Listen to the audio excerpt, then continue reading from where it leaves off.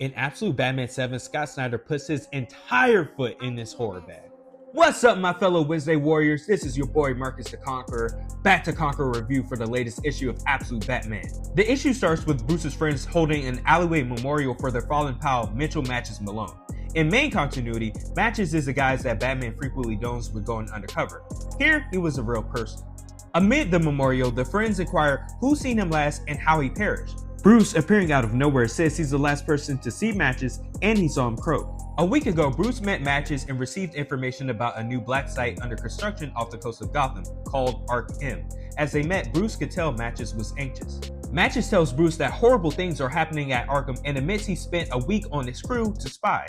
Angry, Bruce turns his back, knowing Matches endangered his life for him. Matches begins to tell Bruce that he did this because he owed him, but starts to stumble over his words. Bruce turns around and sees Matches doing this.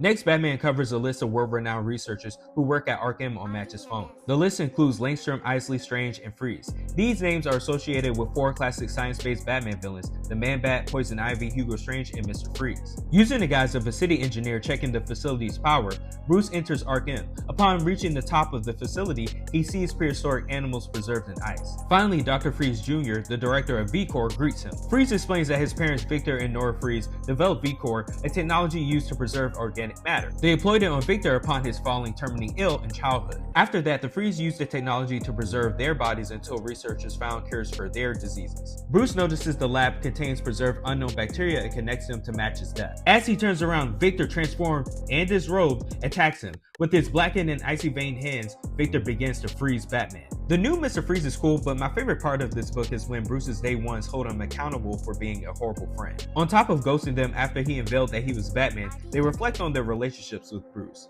They question whether their friendships were genuine or if Bruce befriended them to learn particular skills to become Batman. For instance, did Bruce hang with Wayland to learn boxing? Did he go slumming with Oz to learn the streets? Scott Snyder did a great job opening this next arc of Absolute Batman. I love the horror story we're getting, but I appreciate Bruce's impromptu intervention. His friend group fundamentally alters their destinies. They could be the worst versions of themselves if they didn't meet. I like exploring that. Marcos Martin's art is excellent, especially the coloring. I give this book an 8 out of 10. Definitely check it out.